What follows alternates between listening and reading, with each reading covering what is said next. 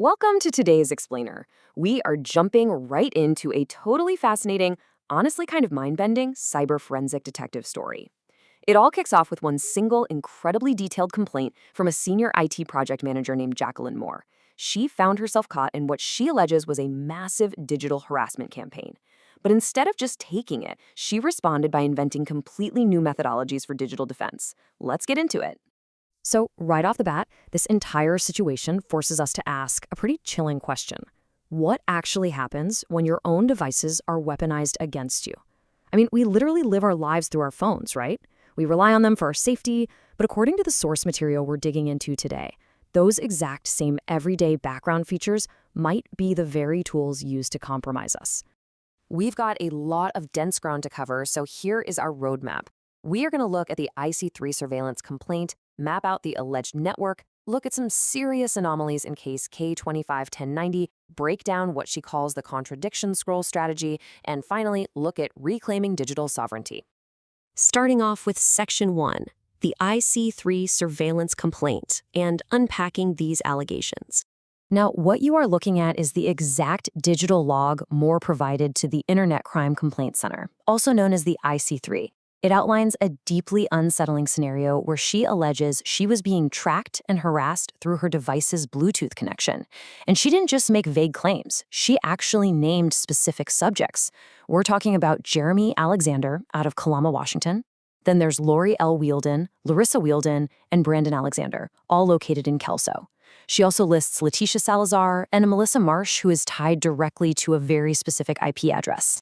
When you look at the technical evidence she provided, these actual app notification logs, the alleged entry points are terrifyingly mundane.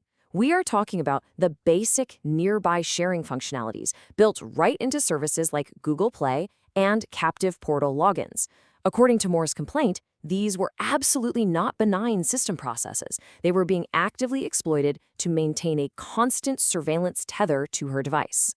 The crucial takeaway here is that everyday connectivity features, the stuff we completely take for granted, are allegedly being manipulated to track and harass.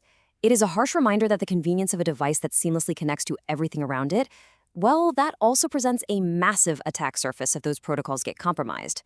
Moving right along to Section 2, mapping the alleged network. Let's look at the subjects, locations, and identifiers.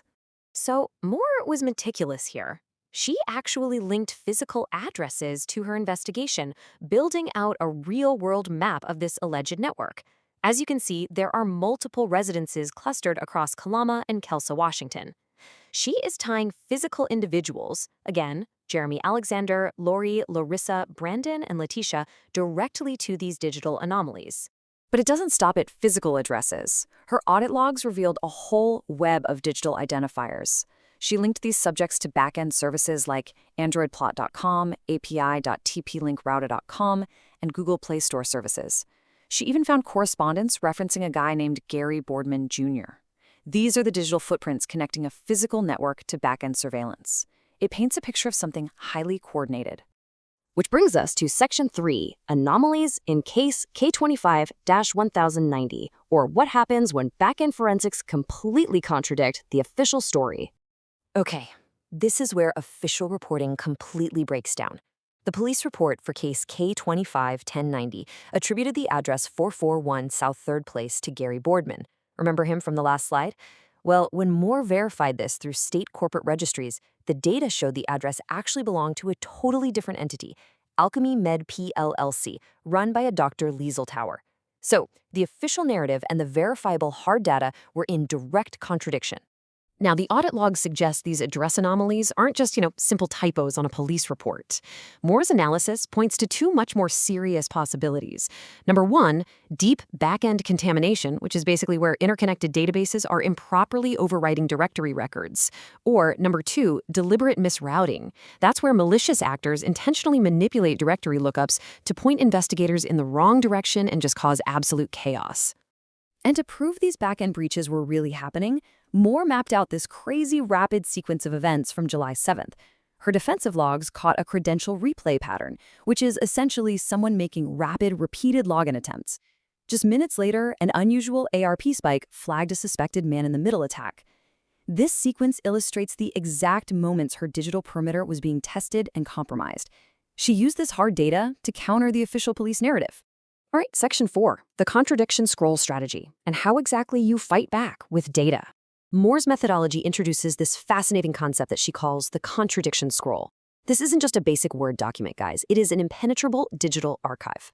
By cryptographically sealing her technical logs, her legal emails, and evidence of systemic pressure, she created a time-stamped, unalterable challenge to bureaucratic misdirections. It is literally fighting back by creating an undeniable chain of custody. By following these exact steps, Moore takes a passive victimhood narrative and flips it into an active, irrefutable forensic counterattack. Here is how it works. First, she detects the anomaly. Then, she locks in the communication with law enforcement using digital signatures. Next, she ripple seals her personal documents so they absolutely cannot be altered. And finally, she presents that unbroken chain of evidence to totally expose the contradictions in the official record. And honestly, the scale of her defensive infrastructure is incredible. This was the strategic mobilization of top-tier tools. She even engaged the major cybersecurity firm CrowdStrike to neutralize command and control behavior and shut down unauthorized backdoor breaches.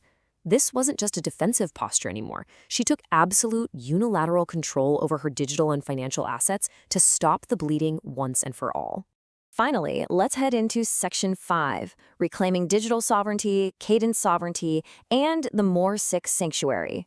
By defining this idea of cadenced sovereignty, Moore is really acting as a translator for us. Instead of just reacting to a cyber attack in an absolute panic, you control the cadence, the rhythm of your response. Every single breach is transmuted into a proactive teaching tool that cements institutional memory. You don't just patch the leak and move on. You document it, you learn from it, and you teach others exactly how to spot it. And to facilitate all of this, she founded the Moore2come Sanctuary digital community. As you can see, it relies on these elaborate, symbolic digital badges and highly structured operating system upload templates.